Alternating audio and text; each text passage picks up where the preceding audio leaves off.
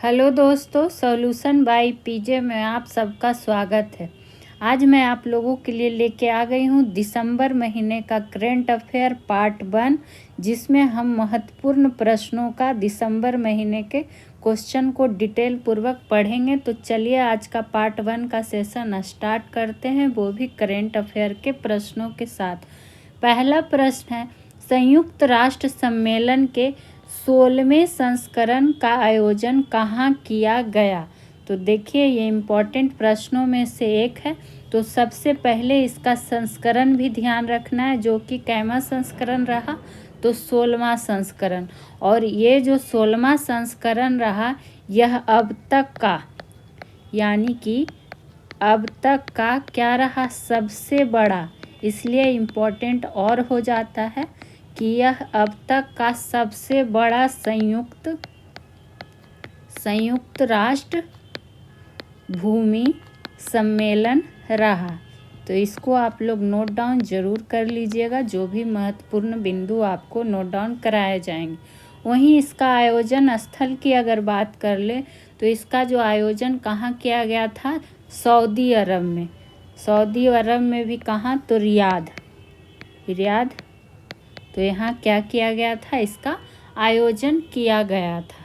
वहीं अगर इसकी बात कर ले, तो इसका जो क्या कहता है, इसका जो वर्षगांठ है, कैमा वर्षगांठ था, तो 30वां वर्षगांठ। इस बात को भी आप ध्यान रख सकते हैं कि कैमा वर्षगांठ था, तो 30वां वर्षगांठ, जो कि किसके साथ मेल खाता है इसका, तो ये COP16 के साथ। किसके साथ?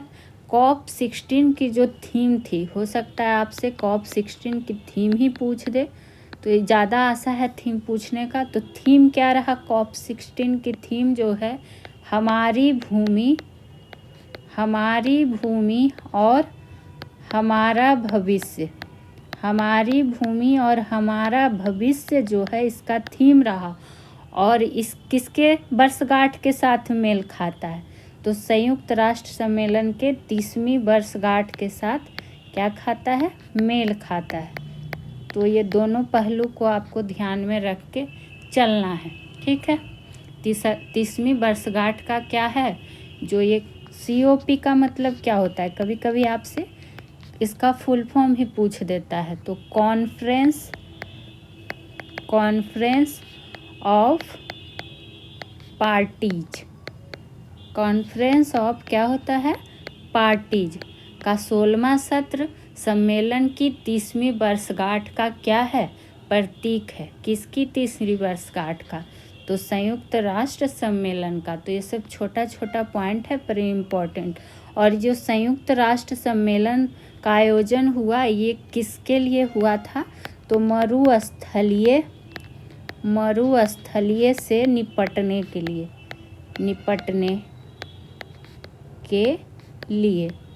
तो इस बिंदु को आप नोट डाउन कर लेंगे।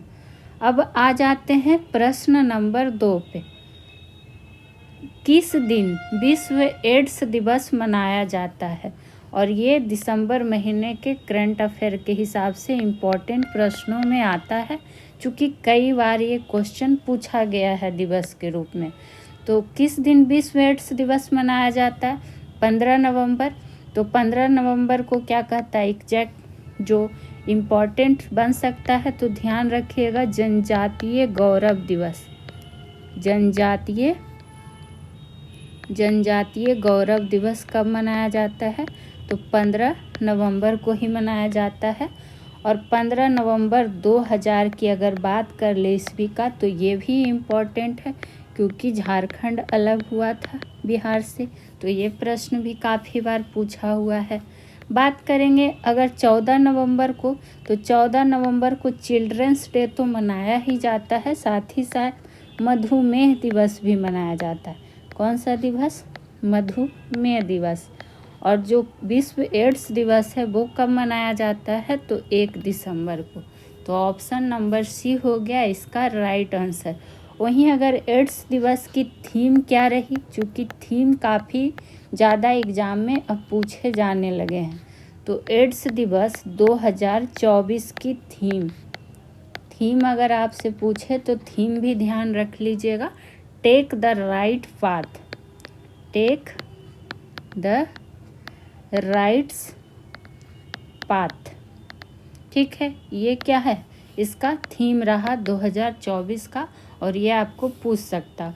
और आपको पता है कि एड्स दिवस की अगर बात कर ले, जो कि HIV से पीड़ित लोगों के प्रति समर्थन दिखाने के लिए ये मनाया जाता है, जागरूक करने के हिसाब से, तो ये आपको तो पता होगा। और किसके कारण होता है एड्स, तो वायरस के कारण, HIV।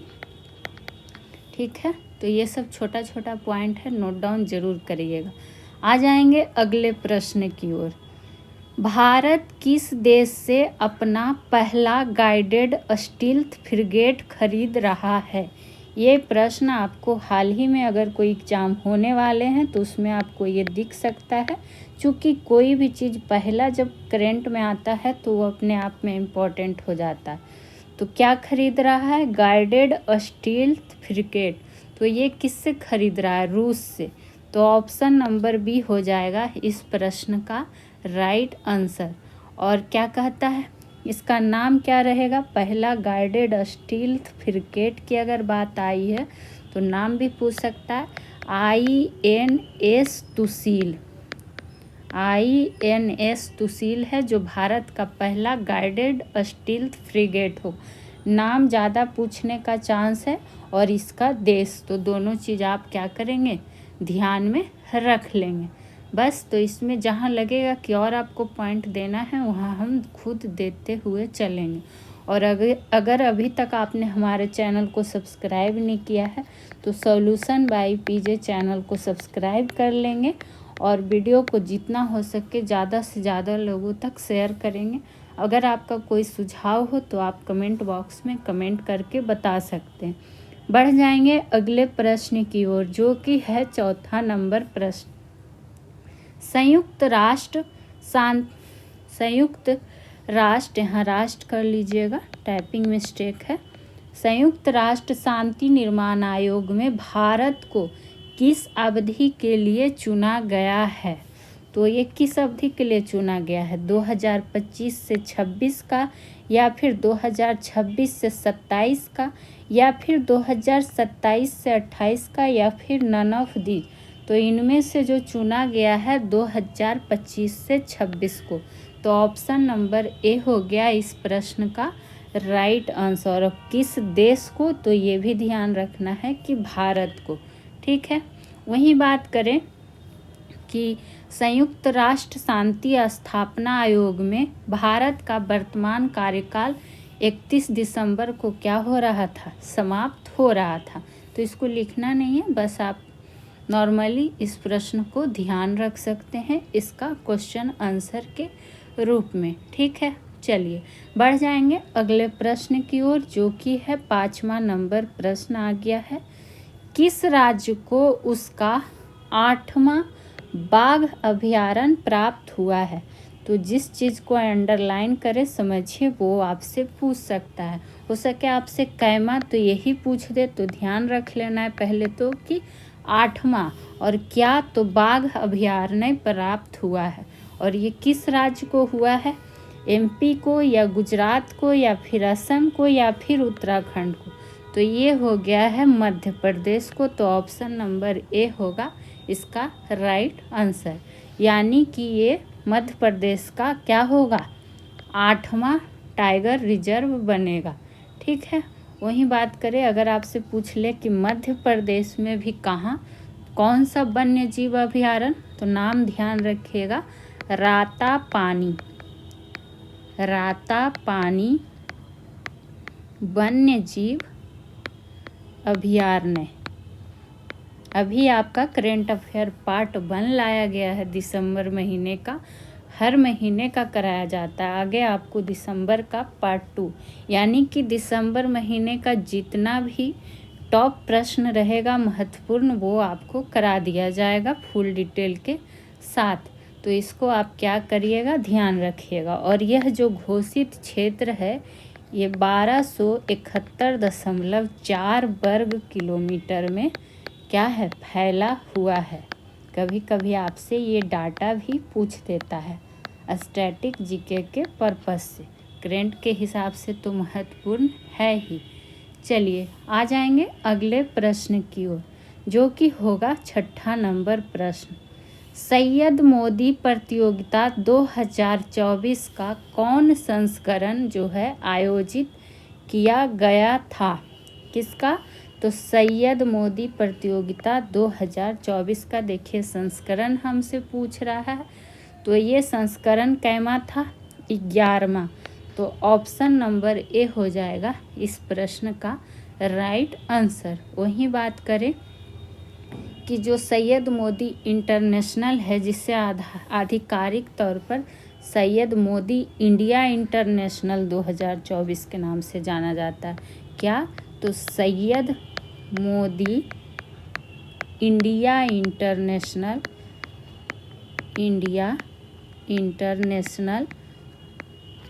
2024 के रूप में क्या करता है? जाना जाता है। तो ये आप क्या करिएगा, ध्यान रखिएगा। और इसका जो आयोजन हुआ था वो कहाँ हुआ था? तो लखनऊ में हुआ था। हो सके आपसे आयोजन स्थल ही पूछ दे, किसका आयोजन कहाँ हुआ था? तो लखनऊ में हुआ था। और किस स्टेडियम में हुआ था? तो स्टेडियम की अगर बात कर ले तो ध्यान रखिएगा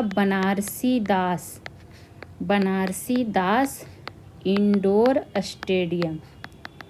तो हर छोटा छोटा पॉइंट को कवर किया जाएगा जो आपसे पूछ सकता है, ठीक है। और इसमें जो महिला एकल में खिताब जीता वो किसने जीता? महिला एकल सैयद मोदी प्रतियोगिता 2024 की अगर बात कर लें तो ये किसने जीता? भारत से पीवी सिंधु जी ने। किसने? तो पीवी सिंधु ने। अब पुरुष एकल में अगर बात कर लें कि पुरुष एकल में भारत से किसने जीता? तो इसमें जो जीता किसने? लक्ष्य सेन ने। बढ़ेंगे अगले प्रश्न की ओर, जो कि होगा 7वां नंबर प्रश्न। अगर आप किसी भी प्रतियोगी परीक्षा की तैयारी कर रहे होंगे तो करेंट अफेयर आपके लिए होता है महत्वपूर्ण। तो आप लोग इस चैनल के माध्यम से जुड़ सकते हैं। और ख़ास करके जो बिहार शिक्षक भर्ती 4.0 में शामिल होने वाले छात्रा हैं वो इस वीडियो को पूरा ज़रूर देखें। और उनके लिए सारे क्लासेस भी कराए जा रहे हैं बिल्कुल फ्री ऑफ कॉस्ट। मैराथन से लेकर हर विषय के मैराथन भी आपको मिलेंगे, मॉक टेस्ट भी मिलेंगे, टॉपिक वाइज भी मिलेंगे। तो आप लोग जितना हो सके चैनल से जुड़िए। 7वां नंबर जो प्रश्न आ गया है, नेटुम्बो नंदी नंदय तवा। बताइए कैसा कैसा नाम है और आप लोग को याद रखना पड़ रहा है। किस देश की पहली महिला राष्ट्रपति बनी है? ऑप्शन ए है कांगो, बी है नामीबिया, सी है दक्षिण अफ्रीका, डी है कोलंबिया। तो ये कहाँ की, किस देश की बन चुकी हैं? नामीबिया की। तो ऑप्शन नंबर बी हो जाएगा इसका राइट आंसर। और ये कैमी राष्ट्रपति बनी है? हो सके संख्या ही पूछ दे तो संख्या क्रम के रूप में ध्यान रखिएगा कि 8वीं राष्ट्रपति ये बन चुकी हैं।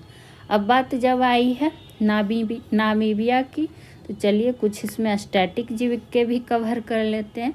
जैसे पूछ लिया जाता है कि नामीबिया में किस नाम के घास के मैदान पाए जाते हैं, तो ध्यान रखिएगा कि बेल्ड नाम के घास के मैदान यहाँ पाए जाते हैं। घास के मैदान पाए जाते हैं। अगर नामीबिया की राजधानी आपसे पूछ दे कि इसकी राजधानी क्या है, एक प्रश्न तो किसी भी एग्जाम में राजधानी से पूछता ही है। तो राजधानी ध्यान रखिएगा विंडहोक। क्या है? विंडहोक। नामीबिया का अगर पड़ोसी देश पूछ दे तो, कि पड़ोसी देश कभी कभी क्रम दर्शाने के लिए ही दे देता है।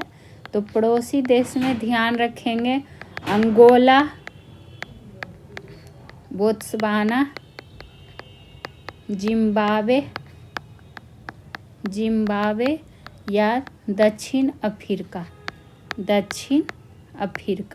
ये सब क्या है? इसके नामीबिया के पड़ोसी देश है। हालांकि नामीबिया जो है दुनिया में सबसे कम आबादी वाले देशों में से एक है। अब आ जाएंगे अगले प्रश्न की ओर। एशियाई ई स्पोर्ट्स खेलों में पदक जीतने वाले पहले भारतीय कौन बने हैं? किसमें पूछा जा रहा है? एशियाई ई स्पोर्ट्स खेलों में। तो ये बन चुके हैं पवन काम्पोली ने। कहाँ? तो पवन काम्पोली जी बन चुके हैं इसके विजेता, पदक जीतने वाले यानी पहले भारतीय। ठीक है, तो ये आप ध्यान रखिएगा। वहीं बात करें कि अगर इसका आयोजन कहाँ हुआ था, तो आयोजन जो हुआ था थाईलैंड में। कहाँ आयोजन हुआ था? थाईलैंड के बैंकॉक शहर में। थाईलैंड के बैंकॉक शहर में, जिसमें इन्होंने भारत के लिए पहला पदक जीता है। और इनको पवन कंपोली से एक पॉइंट ये ध्यान रख सकते हैं कि इनको मिस्टर टॉम बॉय के नाम से जाना जाता है। किससे? मिस्टर टॉम बॉय के नाम से जाना जाता है। पवन कंपोली जी को नाम से जाना जाता है। ठीक है, तो ये एक पॉइंट इसमें ध्यान रखिएगा कि क्या हमसे पूछा जा रहा है। हालांकि एशियाई स्पोर्ट्स खेल प्रतियोगिता जो 2024 की बात हो रही है, इसमें थाईलैंड 2 गोल्ड मेडल के साथ पहले स्थान पर रहा। तो अगर आपसे इसमें पूछ दे कि पहला स्थान पे कौन रहा, तो थाईलैंड। थाईलैंड रहा कितने गोल्ड मेडल के साथ? तो 2 गोल्ड मेडल के साथ। ठीक है, तो ये आप ध्यान रखिएगा। वहीं 1 गोल्ड मेडल इंडोनेशिया को और दूसरा और 1 सिल्वर मेडल के साथ मलेशिया को तीसरा स्थान प्राप्त हुआ है। और भारत कैमा स्थान पर आया है? तो भारत चौथे स्थान पर। तो कभी कभी आपसे ये भी पूछ दिया जाता है। अब बढ़ेंगे आज के 9वें नंबर प्रश्न पे। 3 क्रिमिनल कानूनों को पूरी तरह से लागू करने वाला भारत का पहला केंद्र शासित प्रदेश कौन बना है? तो ये कौन बना है? दिल्ली या फिर चंडीगढ़ या फिर पुदुचेरी या फिर इनमें से कोई नहीं। तो ये बन गया है चंडीगढ़। तो ऑप्शन नंबर बी होगा इसका राइट आंसर। 3 क्रिमिनल कानून की अगर बात करें, जिसमें क्या आ सकता है, जो ये 3 क्रिमिनल कानून है, इसमें है आपराधिक कानून जो बना है भारतीय न्याय संहिता, भारतीय नागरिक सुरक्षा संहिता। हो सके आपसे इस तरह से पूछ दे कि इनमें से कौन 3 में से शामिल नहीं है, तो आपको पता होना चाहिए ना कि कौन शामिल है। तो भारतीय नागरिक सुरक्षा संहिता और तीसरा ध्यान रखेंगे भारतीय साक्ष्य अधिनियम। ठीक है, ये तीनों को पूरी तरह लागू करने वाला केंद्र शासित प्रदेश भारत का जो पहला बन गया है वो चंडीगढ़ बन गया है। यानी कि इन कानून को 3 साल के भीतर, 3 वर्ष के भीतर पूरे देश में क्या होगा? लागू कर दिया जाएगा। ठीक है, तो ये ध्यान रख लीजिएगा कि 3 साल के भीतर पूरे देश में लागू कर दिया जाएगा। चलिए आ जाएंगे आज के 10वें नंबर प्रश्न पे। किस देश ने सबसे तेज दौड़ने वाला रोबोट स्टार 1 नाम का बनाया है? तो ये नाम पहले नोट डाउन करेंगे कि क्या नाम है। तो स्टार 1 अमेरिका ने, जापान ने, इंडोनेशिया ने या फिर चीन ने? तो ये सब किसने बनाया है? तो ये चीन की। तो ऑप्शन नंबर डी होगा इस प्रश्न का राइट आंसर। चीन की रोबोटिक्स कंपनी रोबोट स्टार 1 को किसने बनाया है? चीन की रोबोटिक्स कंपनी ने 3 दिसंबर को बनाया है, जिसका नाम क्या है? स्टार। और इसका खासियत क्या है? खासियत ये है कि ये दुनिया का सबसे तेज रोबोट है, जो कि हमसे क्वेश्चन में ही पूछ रहा है। तो दुनिया का जब सबसे तेज रोबोट है तो प्रश्न पूछ सकता है। तो ये दुनिया का सबसे तेज रोबोट है, जो कि कितना? तो 12.96 किलोमीटर प्रति घंटा की रफ्तार से दौड़ सकता है। ये आपसे डाटा भी पूछ सकता है कि कितना की रफ्तार से दौड़ सकता है। यकीन मानिए आपको हर जो इम्पोर्टेंट पॉइंट रहेगा, जो करेंट अफेयर आपके एग्ज़ाम में मिल सकते हैं, उसको कवर कराया जाएगा। और अभी तो ये आपका दिसंबर महीने का पार्ट 1 में ही इतने सारे प्रश्नों का कलेक्शन लाया गया। पार्ट 2 में फुल दिसंबर आपको मिल जाएगा इम्पोर्टेंट प्रश्न। किस राज्य में होटलों और सार्वजनिक स्थानों गोमांस खाने पर प्रतिबंध लगा दिया गया है? तो ये जो लगा दिया गया है असम के मुख्यमंत्री द्वारा, तो ऑप्शन नंबर डी होगा इस प्रश्न का राइट आंसर। अगर असम के सीएम की बात कर ले यानी कि मुख्यमंत्री की, तो कौन है? हिमंत बिस्वा शर्मा। हिमंत बिस्वा शर्मा जी ने होटलों और क्या कहता है, सार्वजनिक स्थानों पर गौ मांस खाने पर क्या कर दिया है? पूर्ण प्रतिबंध लगाने का घोषणा कर दिया है। वही बात करें, अगर आपसे पूछ ले स्टैटिक जीके के हिसाब से, तो एक पॉइंट यहाँ पर ये नोट डाउन कर लेंगे कि असम मवेशी संरक्षण अधिनियम किस वर्ष में संशोधन किया गया है? तो ध्यान रखिएगा 2021 में। 2021 में क्या किया गया है? संशोधन किया गया है। ठीक है, ये पॉइंट इम्पोर्टेंट था। वहीं अगर इसकी राजधानी की बात कर दें कि असम की राजधानी, हालांकि ये आपको पता भी होगा कि असम की राजधानी दिसपुर। ठीक है, मुख्यमंत्री जान ही गए। राज्यपाल कौन है? आपको हम जो भी नियुक्ति है राज्यपाल मुख्यमंत्री सारे राज्य का करवा चुके हैं, वीडियो बना हुआ है, जाके आप लोग देख सकते हैं।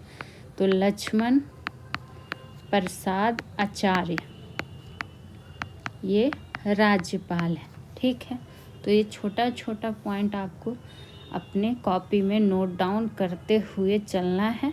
आ जाएंगे 12 नंबर प्रश्न पे। भारत का पहला हाइपरलूप टेस्ट कहाँ बनकर तैयार हुआ है? पहला पूछ रहा है हाइपरलूप टेस्ट। तो हाइपरलूप टेस्ट, पहली बात आपको दिमाग में आएगा कि ये है क्या? तो एक हाई स्पीड ट्रेन है। क्या है? एक हाई स्पीड ट्रेन है जो कि क्या करती है, जो एक ट्यूब के भीतर वैक्यूम में चलती है। वैक्यूम में क्या करती है? चलती है। तो ये एक पॉइंट इसमें ऐड कर लेंगे कि ये है क्या।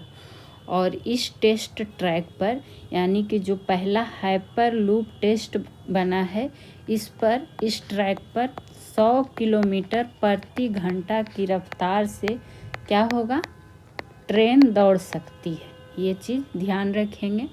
और ये जो कहाँ बनकर तैयार हुआ है? तो ये बनकर तैयार हुआ है IIT मद्रास के कैंपस में। तो ऑप्शन नंबर ए होगा इस प्रश्न का राइट आंसर। तो थोड़ा सा इसको ज़्यादा ध्यान में रखिएगा, ऐसे प्रश्न आपको किसी भी एग्ज़ाम में दिख सकते हैं। बढ़ेंगे 13वें नंबर प्रश्न पे। मानवाधिकार दिवस कब मनाया जाता है? बताइए, ये प्रश्न किस एग्ज़ाम में नहीं पूछा गया है और आगे भी पूछा जाएगा। और चूँकि ये दिसंबर महीने में आता है तो इम्पोर्टेंट बनता है। 7 दिसंबर, 10 दिसंबर, 1 दिसंबर या फिर 12 दिसंबर? तो ये मनाया जाता है 10 दिसंबर को। तो ऑप्शन नंबर बी होगा इसका राइट आंसर। ठीक है, तो इसको ये आपको ध्यान रखना है। वहीं राष्ट्रीय मानवाधिकार आयोग की अगर बात कर ले कि राष्ट्रीय मानवाधिकार आयोग की स्थापना पूछ दे कि कब हुई थी, क्योंकि कभी कभी स्थापना वर्ष भी पूछ ही देता है। तो स्थापना वर्ष में ध्यान रखेंगे 12 अक्टूबर 1993। कब हुई थी राष्ट्रीय मानवाधिकार आयोग की स्थापना? तो 12 अक्टूबर 1993। अगर इसके मुख्यालय की बात करें तो दिल्ली क्या है, मुख्यालय है। मुख्यालय इसका कहाँ हो जाएगा, तो दिल्ली। ठीक है, तो ये छोटा पॉइंट है लेकिन ध्यान आपको रखना पड़ेगा चूँकि पूछ लिया जाता है। चूँकि मानवाधिकार कैसा अधिकार है जो सिर्फ हमें इसलिए मिला है क्योंकि हम मनुष्य के रूप में मौजूद हैं। जीवन का अधिकार हो गया, भोजन, शिक्षा, काम, ये सब क्या है, हमारा मानवाधिकार है। तो आपके लिए यहाँ पर एक प्रश्न रहेगा, आपको बताना है। चूँकि ये जो 7 दिसंबर है ऑप्शन में, ये भी इम्पोर्टेंट दिवस में ही आता है। तो आपको बताना है कि 7 दिसंबर को क्या मनाया जाता है। कमेंट बॉक्स में आप ज़रूर आंसर देंगे। ठीक है, और सारे लोग आंसर देने का कोशिश करें। आ जाएंगे 14 नंबर प्रश्न पे। RBI के 26वें गवर्नर कौन बने हैं। तो 2025 का किसी भी एग्ज़ाम में आप शामिल होने वाले हैं तो ये प्रश्न आपको दिख सकता है। तो RBI जिसके कैवें गवर्नर, तो ये क्रम भी ध्यान रखना है, 26वें गवर्नर। तो संजय मल्होत्रा, पंकज त्रिपाठी या फिर शक्तिकांत दास, या इनमें से कोई नहीं। तो शक्तिकांत दास तो आपको पता है ये तो पहले थे, मतलब इसके पहले थे, और 25वें नंबर पर थे कौन, शक्तिकांत दास जी। ठीक है, जिनको दुनिया का टॉप सेंट्रल बैंकर चुना गया था 2023 और 2024 के अकॉर्डिंग। और जो 26वें बन गए हैं वो है संजय मल्होत्रा। तो ऑप्शन नंबर ए हो जाएगा इसका राइट आंसर। तो ये आप इसमें एक पॉइंट ध्यान रख लेंगे। आ जाएंगे अगले प्रश्न पे जो कि होगा 15 नंबर प्रश्न। लोकसभा में एक देश एक चुनाव के लिए कौन सा संविधान संशोधन बिल पेश हुआ है। ये काफ़ी चर्चा में रहा है, ये एग्ज़ाम में आपको पूछेगा ही पूछेगा।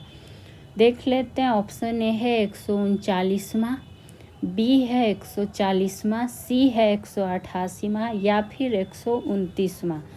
तो ये जो संविधान संशोधक बिल पेश हुआ है 129वां। और क्या कहता है, काफ़ी चर्चा में रहा है, 1 नेशन 1 इलेक्शन, यानी कि एक देश एक चुनाव। और ये एग्ज़ाम में आपको ज़रूर दिखेगा, ये हम बता रहे हैं, आप लोग नोट डाउन कर लीजिएगा। ठीक है, वही बात करें कि क्या कहता है इसमें और क्या ध्यान रख सकते हैं।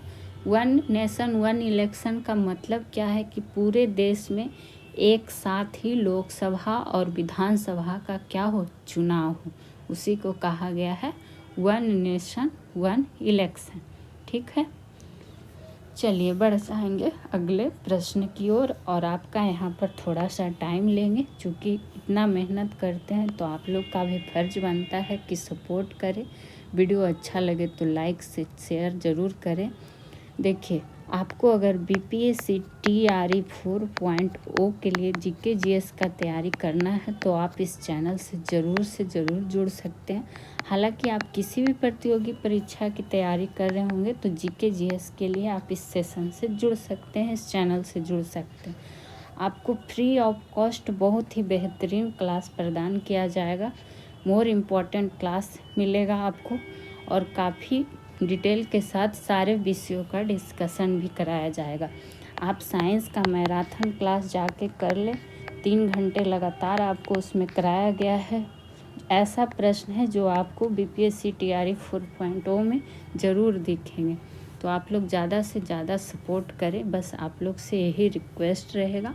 बाकी आप लोग का रेगुलर सेशन इसी तरह चलता रहेगा, तो हमारी मेहनत में आप भी साथ दें। आ जाएंगे अगले प्रश्न पे जो कि आ गया है 16वां नंबर। और बार बार बोल रहे हैं ये दिसंबर महीने का पार्ट 1 है, अभी पार्ट 2 भी आपको मिलेगा। हाल ही में विश्व युवा अंडर 18 ओपन रैपिड और ब्लिट्ज 2024 में किसने दोहरा स्वर्ण जीता है। बताइए, 2 स्वर्ण पदक जीता है, तो कितना इम्पोर्टेंट बनेगा ऐसा प्रश्न। और ऐसे ही प्रश्न आपको दिखेंगे एग्जाम में, चूँकि 2 स्वर्ण पदक की बात हो रही है। और किस में, तो विश्व युवा अंडर 18 ओपन रैपिड और ब्लिट्ज 2024 में। अलेक्जेंडर खिप्राचेको ने, बताइए कैसे कैसा नाम है, रोमन बिरही ने, सी में है प्रणब वेंकट्स ने, या डी में दिमित्री मोचलोव। तो ये पदक जीत लिया है प्रणब वेंकट्स ने। तो ऑप्शन नंबर सी होगा इसका राइट आंसर। और ध्यान रखना है कि दोहरा स्वर्ण पदक जीत लिया गया है। तो ये क्वेश्चन ही अपने आप में काफ़ी ज़्यादा इम्पोर्टेंट है, तो आप इसमें ध्यान रख सकते हैं। इन्होंने क्या किया कि 9.5 कितना में, तो 11 में क्या किया है, स्कोर करके स्वर्ण पदक को जीत लिया है प्रणब वेंकट्स जी ने। अब आ जाइए 17 नंबर प्रश्न पे। विश्व की पहली परमाणु हीरा बैटरी को किस देश में विकसित किया गया है? क्योंकि पहली है और वो भी परमाणु हीरा बैटरी, तो ये विकसित किसने किया है? इंग्लैंड ने, फ्रांस ने, न्यूजीलैंड ने, या फिर जर्मनी ने? तो ये इंग्लैंड ने किया है। तो ऑप्शन नंबर ए होगा इस प्रश्न का राइट आंसर। चूँकि इंग्लैंड एक चर्चा से और रहा फेमस, तो क्या, तो इंग्लैंड से ध्यान रखिएगा कि इंग्लैंड ने हाल ही में अपने ऑनलाइन सुरक्षा अधिनियम के माध्यम से ऑनलाइन सुरक्षा पर पहली आचार संहिता लागू किया है। क्या किया है? तो पहली आचार संहिता लागू की है। तो ये प्रश्न भी आपसे पूछ सकता है। और ये कब लागू हुई? तो 16 दिसंबर 2024 को। और काफ़ी करंट के मुद्दों में चर्चा में रहा, तो ये आप ध्यान रखिएगा। चूँकि यह अधिनियम से होगा क्या कि विशेष रूप से जो बच्चों को ऑनलाइन हानिकारक सामग्री है उससे बचाने पर जोर देता है। बस ये इसका एक उद्देश्य है। आ जाएंगे अगले प्रश्न पे, जो कि आ गया है 18वां नंबर प्रश्न। हाल ही में सुप्रीम कोर्ट के, क्या पूछ लिया गया है कि सुप्रीम कोर्ट के जज कौन बन चुके हैं, ये हमसे पूछ लिया गया है। तो ये कौन बने हैं? ये भी काफ़ी चर्चा में रहा है ये प्रश्न, तो आपसे इसको ध्यान में रख लेना है कि कौन बन गए हैं। तो ये बन गए हैं जस्टिस मनमोहन, नाम ध्यान रखिएगा, जस्टिस मनमोहन, जो कि दिल्ली हाई कोर्ट के चीफ जस्टिस हैं और इनको सुप्रीम कोर्ट का जज बनाने का मंजूरी मिल चुका है। वही बात जब सुप्रीम कोर्ट की आई है, तो इसमें से एक प्रश्न आपसे क्या पूछ लिया जाता है कि वर्तमान में कितने न्यायाधीश हैं? वर्तमान में यानी कि सर्वोच्च न्यायालय में वर्तमान में कितने न्यायाधीश हैं? तो 34 न्यायाधीश हैं। ठीक, मुख्य न्यायाधीश और क्या कहता है 33 अन्य न्यायाधीश। ये तो आपको लिखने की ज़रूरत नहीं है, पता है। चूँकि सुप्रीम कोर्ट जो क्या है, भारत का सर्वोच्च शीर्ष अदालत है। और इसकी अगर अस्तित्व की बात करें तो कब आया था? तो 26 जनवरी 1950 को क्या आया था? अस्तित्व में आया था। तो कभी कभी ये डेट ही आपसे पूछ दिया जाता है। और वर्तमान में मुख्य न्यायाधीश की अगर बात कर लें वर्तमान में, तो कौन है मुख्य न्यायाधीश? तो ये हैं संजीव खन्ना जी। कौन? तो संजीव खन्ना। चलिए बढ़ेंगे आज के अगले प्रश्न पे, और अगला प्रश्न को कवर करेंगे कि हमारा अगला प्रश्न क्या है, जो कि होगा 19वां नंबर प्रश्न। ठीक है। रेलवे द्वारा, किसके द्वारा? तो रेलवे द्वारा अति विशिष्ट रेल सेवा पुरस्कार के लिए निम्न में से किसे चुना गया है? ये हमसे प्रश्न पूछा गया है। तो जो भी रेलवे के एग्ज़ाम देने वाले हैं उनके लिए ये प्रश्न जरूर इम्पोर्टेंट बनेगा, पूछ सकता है। तो अति विशिष्ट रेल सेवा पुरस्कार के लिए जिनको चुना गया है कौन है? ऑप्शन ए है अशोक जैन, बी है विजय रावत, सी है चंदन मिश्रा, या फिर डी है ए जब्बर अली। तो ये चुन लिया गया है बैंकुंडम स्टेशन मास्टर ए जब्बर अली को। तो ऑप्शन नंबर ए हो जाएगा इसका राइट आंसर। ठीक है। अब ये सम्मान क्यों दिया जाता है? चूँकि यह पुरस्कार भारतीय रेलवे में किसी व्यक्ति की उत्कृष्ट सेवा के लिए दिया जाता है। तो देखिए यहाँ पर भी लिखा हुआ है विशिष्ट रेल सेवा पुरस्कार। ठीक है। और ये 69वां होगा, जो पुरस्कार का संस्करण होगा ये कैमा होगा, तो 69वां होगा। और ये सम्मान इनको 21 दिसंबर को प्रदान किया गया। तो ये आप ध्यान रखिएगा क्यों प्रदान इनको किया गया। चूँकि इन्होंने 2023 में 2000 दिसंबर का महीना 2023 में बाढ़ संकट के दौरान 500 फंसे यात्रियों के साथ मतलब उनके प्रबंधन में महत्वपूर्ण भूमिका निभाई थी, तो इसलिए इनको ये अवार्ड दिया गया था। ठीक है। आ जाएंगे अगले नंबर पे, जो कि है हमारा 20वां नंबर प्रश्न। और जो भी बिहार शिक्षक भर्ती या फिर किसी भी एग्ज़ाम की तैयारी कर रहे हैं तो जाके प्लीज़ मैराथन क्लास पूरा ज़रूर देखेंगे। वीडियो काफ़ी इम्पोर्टेंट है। सारे मैराथन अभी आपको मिलते जाएंगे हर विषय के। हाल ही में सुनीत मेहता को किस देश में भारतीय उच्चायुक्त नियुक्त किया गया है? किसके बारे में पूछ रहा है? सुनीत मेहता को। तो इनको जो नियुक्त किया गया है फिजी में।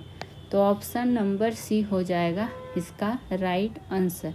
ठीक है। तो आप इसमें बस ये नाम ध्यान रखेंगे और ये देश ध्यान रखेंगे, क्योंकि यही पूछता ही है इसमें। तो ज़्यादा टाइम नहीं देंगे, जहाँ लगता है वहाँ हम आपको फुल डिटेल देते ही हैं।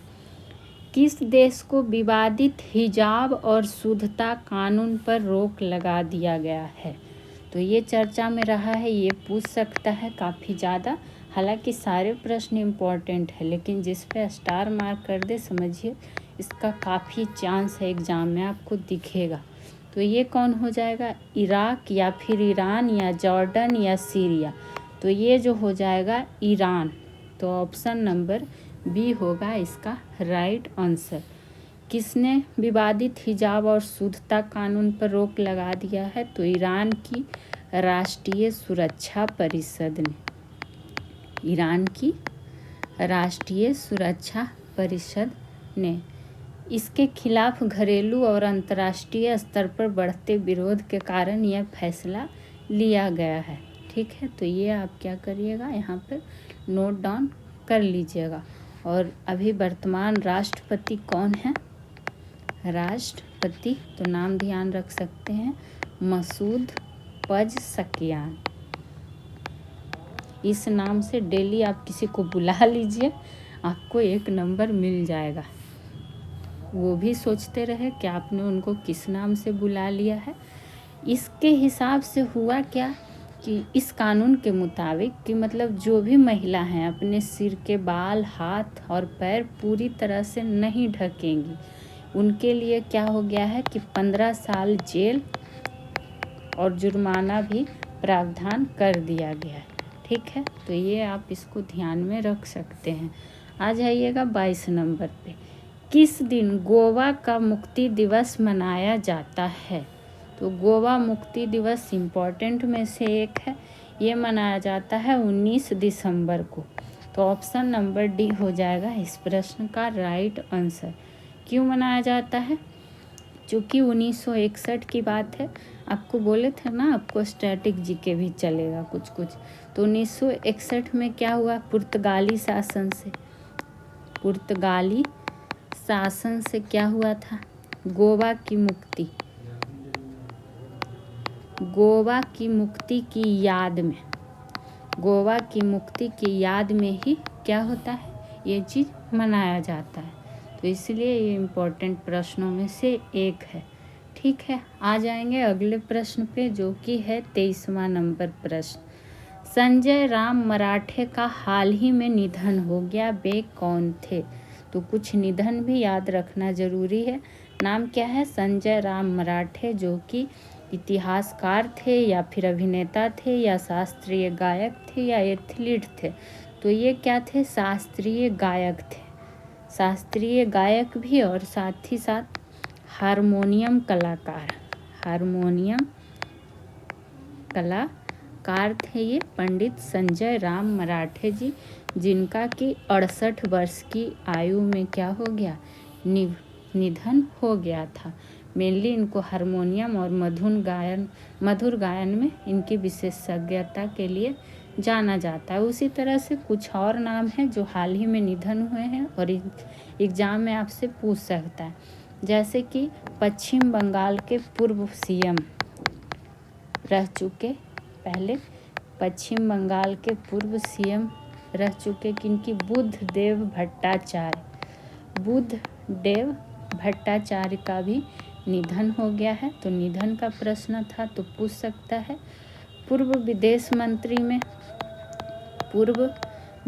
मंत्री रह चुके कुंवर नटवर सिंह, इनका भी निधन हो चुका है।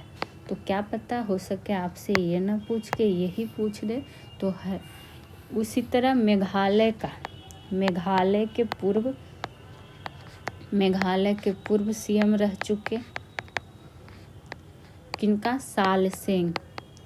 सालसेंग सी मराक, इनका भी निधन हो चुका है। और ये सब हाल ही फिलहाल का घटना है तो पूछ सकता है। आएंगे अगले प्रश्न पे। और प्लीज़ अगर आपको वीडियो अच्छा लगे तो चैनल को सब्सक्राइब कर ले, बेल आइकन पे भी क्लिक कर ले और ज़्यादा से ज़्यादा लोगों तक वीडियो को शेयर करें। इस सेशन से संबंधित कोई सुझाव हो, प्रश्न हो तो आप कमेंट बॉक्स में कर सकते हैं, आपको रिप्लाई ज़रूर दिया जाएगा। दुनिया में स्मार्टफोन का सबसे बड़ा निर्यातक में भारत कौन सा देश बन गया है? तो देखिए, दुनिया में बात कर रहा है स्मार्टफोन का, तो ये बन गया है तीसरा सबसे बड़ा देश। कौन? तो हमारा भारत। तो ऑप्शन नंबर सी हो जाएगा इस प्रश्न का राइट आंसर।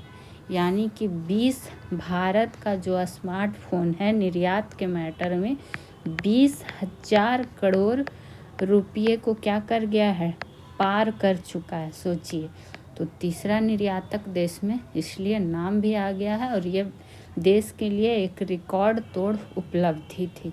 तो आप ये ध्यान रख सकते हैं। ठीक है, बढ़ जाएंगे अगले प्रश्न पे। और अभी ये आपका दिसंबर महीने का पार्ट 1 है, फिर आपको पार्ट 2 भी कराया जाएगा। 25 नंबर पे, किस राज्य में 10वां अंतर्राष्ट्रीय वन मेले का उद्घाटन किया गया? तो ये उद्घाटन पहले तो ध्यान रखना है कि कैमा, तो 10वां। और इस जो वन मेले का उद्घाटन हुआ वो कहाँ? तो एमपी में, यानी कि मध्य प्रदेश में। और 8वां टाइगर रिजर्व भी कहाँ हुआ है? तो मध्य प्रदेश में। तो दोनों में से कोई भी प्रश्न आपसे पूछ सकता है। उसी तरह अगर आपसे पूछ दे कि 22वां दिव्य कला मेला, जो पूछ सकता है वही आपको बताया जा रहा है कि 22वां दिव्य कला मेला का आयोजन कहाँ किया गया था? तो दिल्ली में। ठीक है, उसी तरह और क्या पूछ सकता है? खीर भवानी मेला, बताइए, ऐसा नाम सुने हैं? खीर भवानी मेला, ये कहाँ? तो जम्मू कश्मीर में। तो चूँकि वन मेले का नाम आया था तो उससे संबंधित जो बन सकता है, जो आपसे पूछ सकता है। अगर आपसे पूछे कि शिल्प समागर मेला 2024 वाला कहाँ हुआ आयोजन? तो ये भी ध्यान रखेंगे, नई दिल्ली में ही हुआ था। कहाँ हुआ था? नई दिल्ली में।